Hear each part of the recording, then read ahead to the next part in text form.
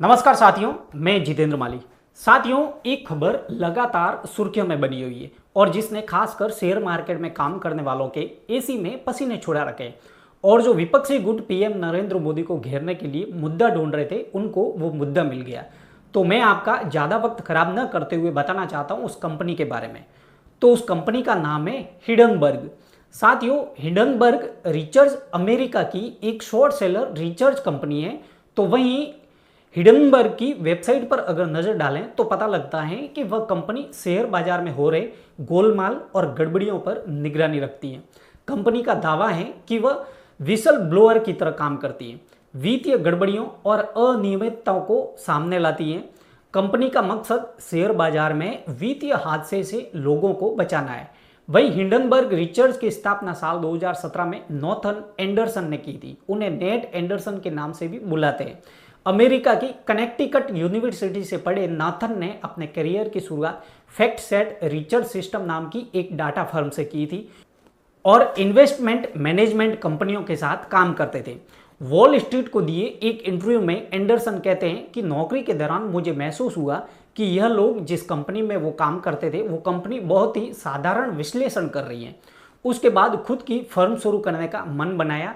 Northern Anderson Israel में ambulance driver के तौर पर भी काम कर चुके। उनकी लिंक इन प्रोफाइल से पता चलता है कि उन्हें 400 घंटे मेडिक का एक्सपीरियंस भी है। वहीं एंडरसन अमेरिकी अकाउंटेंट हैरी मार्कोपोलोस को अपना रोल मॉडल बताते हैं। दिलचस्प बात यह है कि एंडरसन के गुरु ने साल 2008 में अमेरिका शेयर मार्केट में भी भूचाल ला दिया था। उन्होंने पोंजी स्कीम्स के बारे में खुलासा किया था। इस पर नेटफ्लिक्स की चर्चित the monster of wall street web series भी है।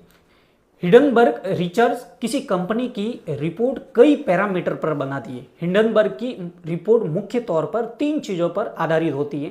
पहला, वह निवेश के डाटा का विश्लेषण करते हैं और दूसरा, इन्वेस्टिगेटिव रिसर्च करते हैं और तीसरा, सूत्रों से मिली गुप्त जानकारी को भी अपने रिसर्च का आधार बनाते हैं। हिंडनबर्ग जब किसी कंपनी की जांच करती हैं तो वह कंपनी के अकाउंटिंग में अनियमितताएं, अहम पदों पर तैनात लोगों का बैकग्राउंड, अघोषित लेन देन, किसी तरह की गैर कानूनी या अनैतिक व्यापार को भी खंगालती है। अब हिंडनबर्ग रिसर्च ने सेबी की चेयरपर्सन माधवीपुरी बूच पर गंभीर आरोप लगाए।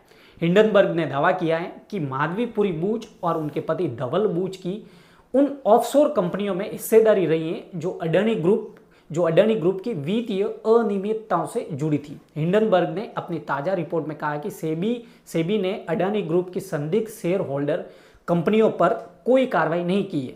यह कंपनियां इंडिया इन्फोलाइन की ईएम रिचर्जेंटर फंड और इंडिया फोकस फंड द्वारा संचालित की जाती हैं। हिंडनबर्ग ने दावा किया है कि उसके पास ऐसे कई दस्तावेज हैं जिससे पता चलता है कि सेबी में नियुक्ति से कुछ हफ्ते पहले माधवीपुरी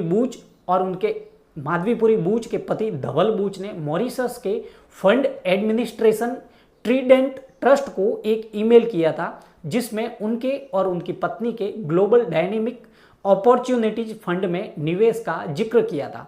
रिपोर्ट में आगे कहा गया कि माधवीपुरी बूच के सेबी के अध्यक्ष बनने से पहले उनके पति ने अनुरोध किया था कि अब सारे अकाउंट्स को वही ऑपरेट करेंगे।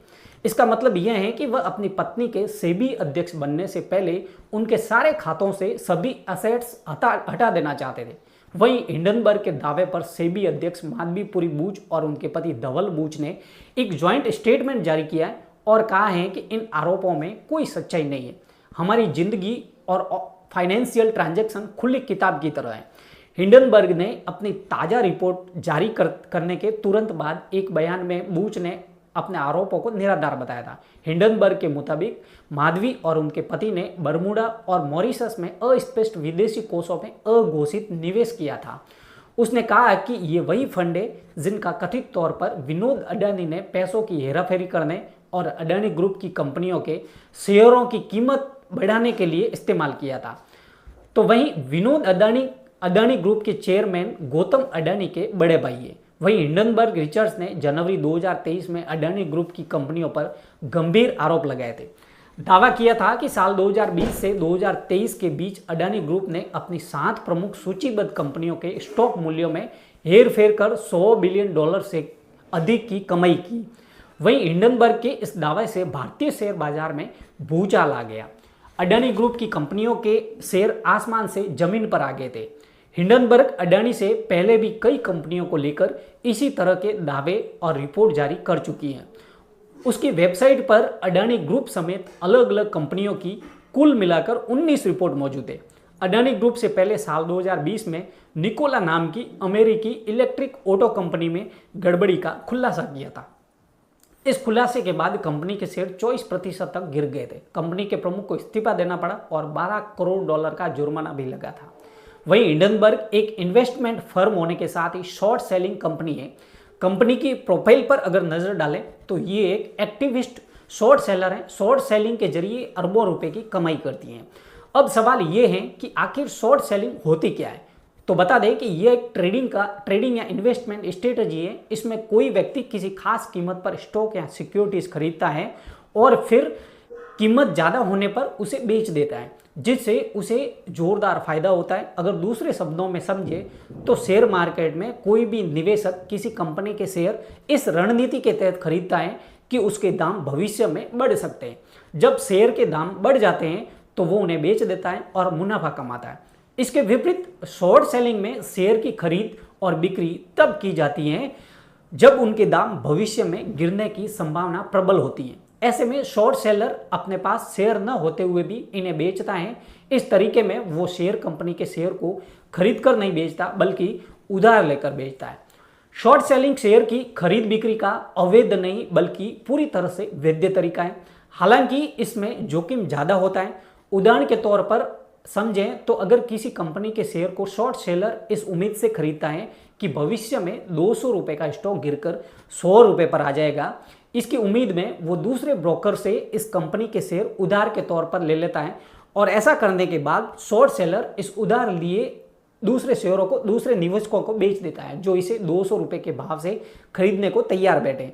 वहीं जब उम्मीद के मुताबिक कंपनी का शेयर गिरकर 100 रुपये पर आ जाता है तो शॉर्ट सेलर उन्हीं निवेशकों से शेयर की खरीद करता है। गिरावट के समय में वो शेयर 100 रुपये के भाव पर खरीदता है और जिससे उधार लिया था उसे वापस कर देता है। इस हिसाब से उसे प्रति शेयर 100 रुपये का जोरदार मुनाफा होता है। इसी रणनीति के तहत हिंडनबर्ग कंपनियों को शॉर्ट कर कमाई करती हैं।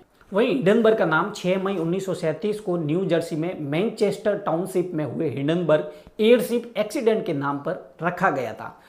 तो साथियों, हिंडनबर्ग रिसर्च कंपनी किसी कंपनी के डाटा को मार्केट में उजागर करती है तो उसके शेयर धड़ाम से या तो नीचे गिर जाते हैं या फिर ऊपर चले जाते हैं। जिस प्रकार से अडानी ग्रुप 2023 में हुआ था, अडानी ग्रुप के शेयर आसमान से जमीन पर आ गए थे। तो उसी तरह हिंडनबर्ग ने अभी सेबी पर भी सवाल उठा लिए। तो फ्रेंड्स, हमारा मकसद किसी की भावनाओं को ठेस पहुंचाना नहीं है, बस आपको जागरूक करना है। और अगर अभी तक आपने मेरे इस चैनल को सब्सक्राइब नहीं किया है तो अभी जाके चैनल को सब्सक्राइब करें और बेल आइकन जरूर प्रेस करें ताकि आने वाली हर वीडियो की अपडेट आप तक पहुंचती रहे। तब तक के लिए सावधान रहें, सतर्क रहें और अपना ख्याल रखें।